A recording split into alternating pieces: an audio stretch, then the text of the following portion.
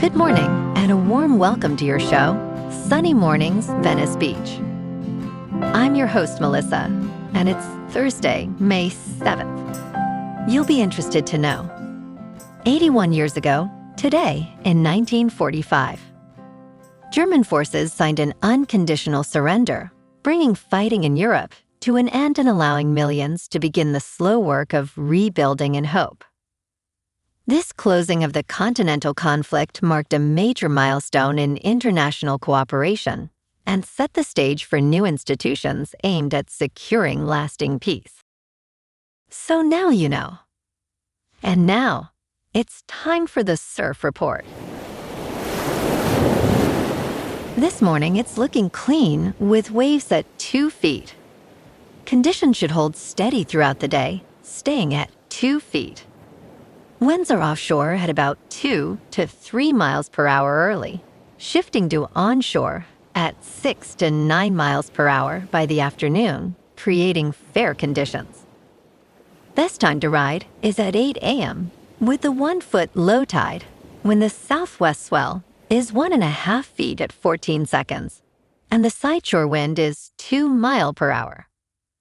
The first low tide on Thursday will be a 1/2 foot at 8:30 a.m., followed by a 1/2 foot low tide just after 9:30. The nearshore buoy at Santa Monica Pier reads 64 degrees for the water temperature. Friday offers clean conditions with waves around 2 feet, gradually fading through the day. Saturday sees a slight increase to 2+ feet, but conditions remain fair with some onshore wind developing later.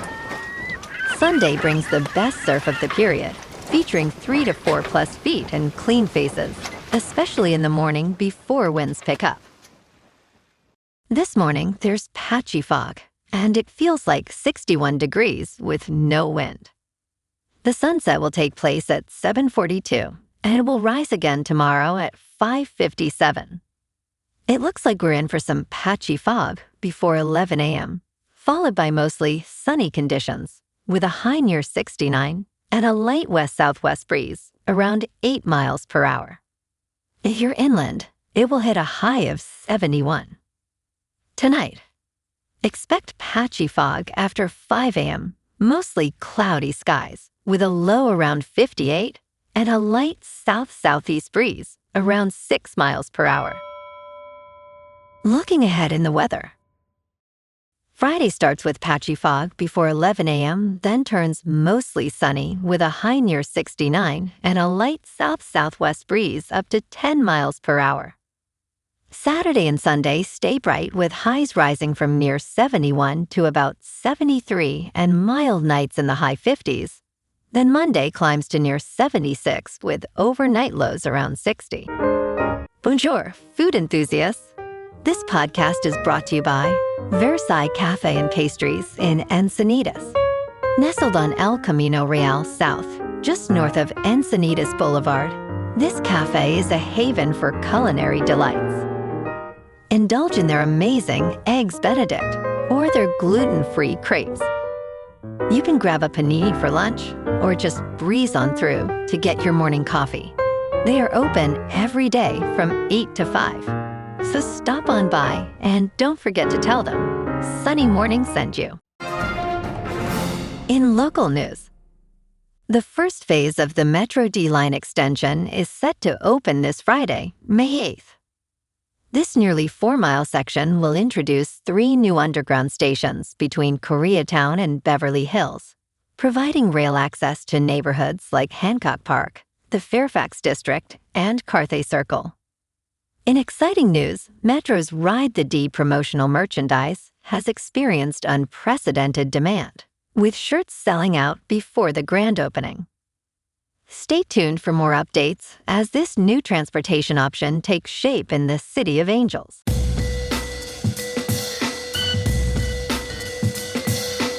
Now on to sports.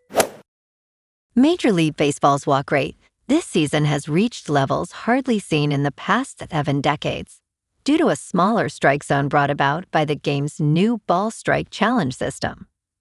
The automated ball strike challenge system, introduced about 6 weeks ago, has revealed one undeniable truth.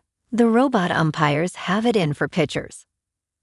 As a result, 9.5% of all plate appearances across Major League Baseball through Tuesday had resulted in a walk. This marks a sudden and dramatic rise in a statistic that had been remarkably consistent for decades. The walk rate surged to record highs of around 10% in the late 1940s and early 1950s. In local sports, the Dodgers are back at Dodger Stadium tonight to take on Atlanta, but first they're dealing with some serious swing issues. Manager Dave Roberts came down hard on the lineup this week, saying the team isn't attacking fastballs aggressively enough. Shohei Ohtani has been ice cold, and even with names like Mookie Betts and Kyle Tucker in the mix, LA just hasn't looked dominant.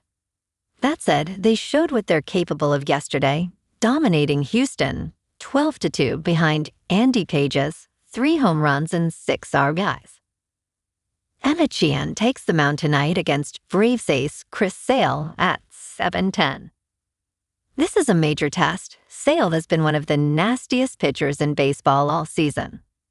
Meanwhile, the Lakers are in Oklahoma City down 0-1 in the Western Conference semis after getting manhandled by the Thunder 108-90. LeBron had 27, but Austin Reeves was brutal, 3 for 16 with 4 turnovers.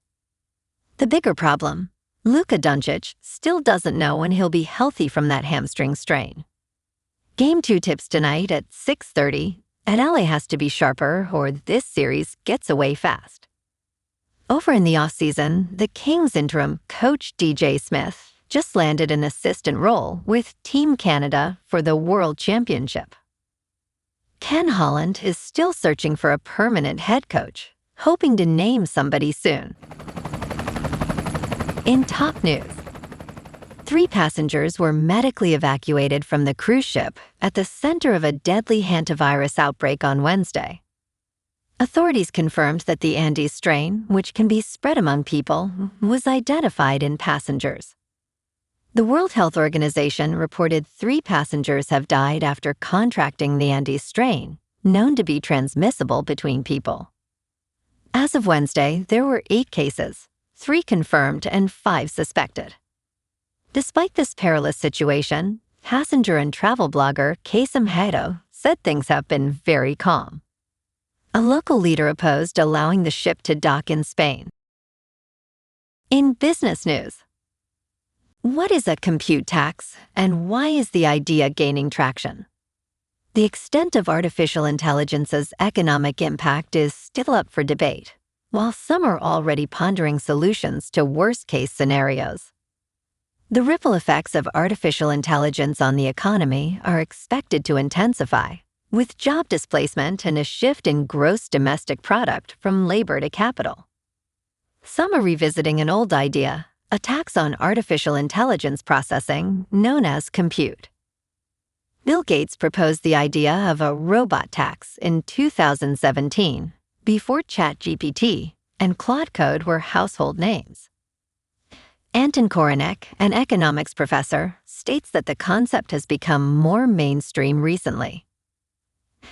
Advocates support an artificial intelligence tax to address potential job loss and to slow artificial intelligence's rapid growth rate. Andrew Yang, a former presidential candidate, emphasizes the need to preserve jobs. In crypto movement, Bitcoin is unchanged at just under $81,000.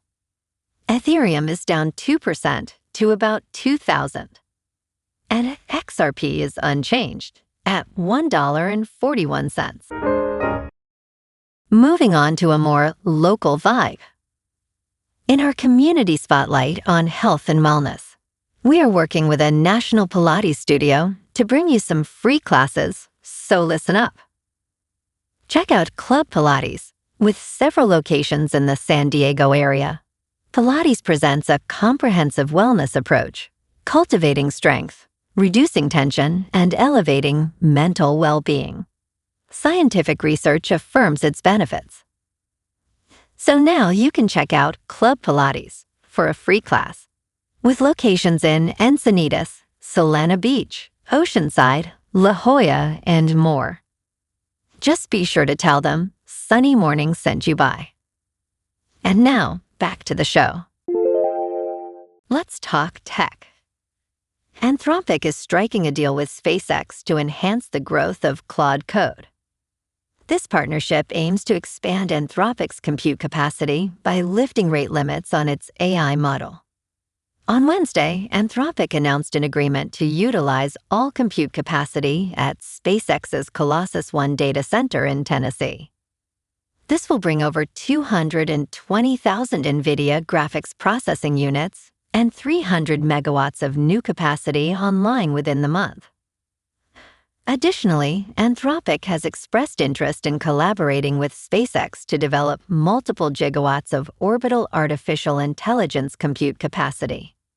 The agreement turns rival artificial intelligence labs into frenemies.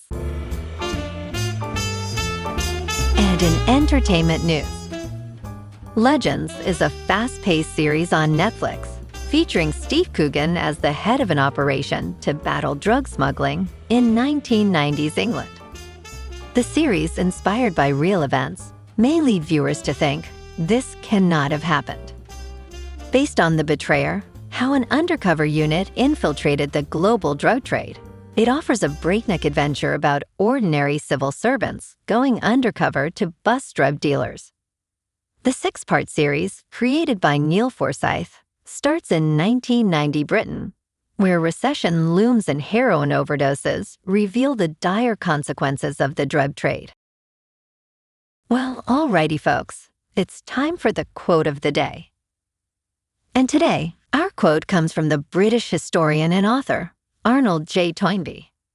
And he said, "The immense expansion of human power, which has been the outstanding event of the modern age, is a gift of God if it is used for the benefit of mankind, but it is a curse if it is used for its destruction." And that's a wrap for this morning. You can check out our Instagram, YouTube, and TikTok for some captivating aerial videos with local news and the surf reports. Have an amazing day, my good friends. We'll see you tomorrow with another episode of Sunny Mornings Venice Beach.